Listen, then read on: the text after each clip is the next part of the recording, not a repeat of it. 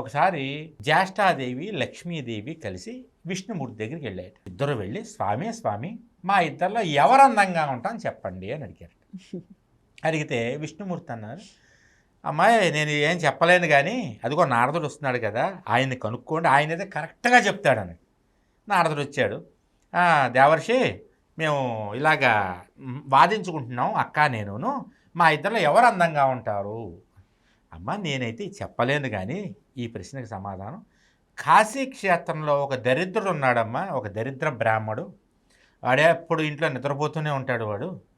కాబట్టి సూర్యుడు వచ్చాడా చంద్రుడు వాడికి అనవసరం, ఎప్పుడూ తినడం నిద్రపోవడం, అందువల్ల దరిద్రంతో బాధపడతాడు. ఆయన్ని అడగండి, అతన్ని అడిగితే కరెక్ట్గా చెప్తాడు మీకు సమాధానం అన్నాడు. లక్ష్మీదేవి దరిద్ర దేవత జ్యేష్ఠాదేవి ఇద్దరు కలిసి కాశీ నగరానికి వచ్చి ఆ బ్రాహ్మణుని ఇంటి దగ్గరికి వెళ్ళారు. సాయంత్రం చీకటి పడేటటువంటి సమయం అని తలుపు కొట్టారట. అప్పుడే నిద్ర లేచి వీళ్ళు తలుపు కొట్టగానే ఆవలించుకుంటూ వచ్చి తలుపు తీశారు.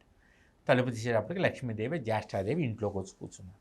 ఏంటమ్మా ఇలా వచ్చారు మీరు అన్నాడు. లేదయ్యా మా ఇద్దరికి ఒక పోటీ వచ్చింది, మా ఇద్దరు ఎవరు అందంగా ఉంటారో చెప్పు, దాన్ని బట్టి నీకేమి ఇవ్వాలో మేము చేస్తాం, నీకు ఉపకారం చేస్తాం అనేటప్పటికి ఆయన హడిలిపోయేట. ఒక్కసారి ఇప్పుడు లక్ష్మీదేవి అందంగా ఉందంటే జ్యేష్ఠాదేవి లక్ష్మీదేవి అందంగా ఉందట, నిన్ను పట్టుకుంటారా అని పట్టుకుంటుంది. అదే కనుక జ్యేష్ఠాదేవి అందంగా ఉంది అయితే ఆవిడతోటే ఉండని లక్ష్మీదేవి వెళ్ళిపోతుంది.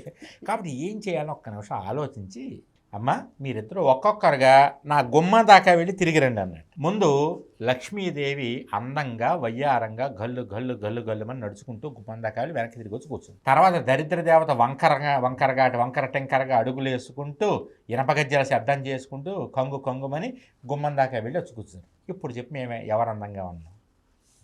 ఆయన అన్నాడు, ఏం లేదమ్మా, ఇంట్లోంచి నా దగ్గర నుంచి బయటికి వెళ్ళిపోతుంటే దరిద్ర దేవత చాలా అందంగా ఉంది, గుమ్మం దగ్గర నుంచి లోపల నా దగ్గరికి వస్తుంటే లక్ష్మీదేవి అందంగా ఉందమ్మా, ఇద్దరు అందగట్లేదు, నువ్వు వెళ్ళిపోతుంటే బాగున్నావు, ఆవిడ వస్తుంటే బాగుంది. పైనుంచి నారదుడు చూసి, ఎవరైనా నీ దరిద్రం పోయే టైం వచ్చిందిరా, ఐశ్వర్యోగం పట్టే టైం వచ్చింది, అందుగురించి నీ దగ్గరికి పంపించాను వీళ్ళని అని ఆశీర్వచనం చేశాడు.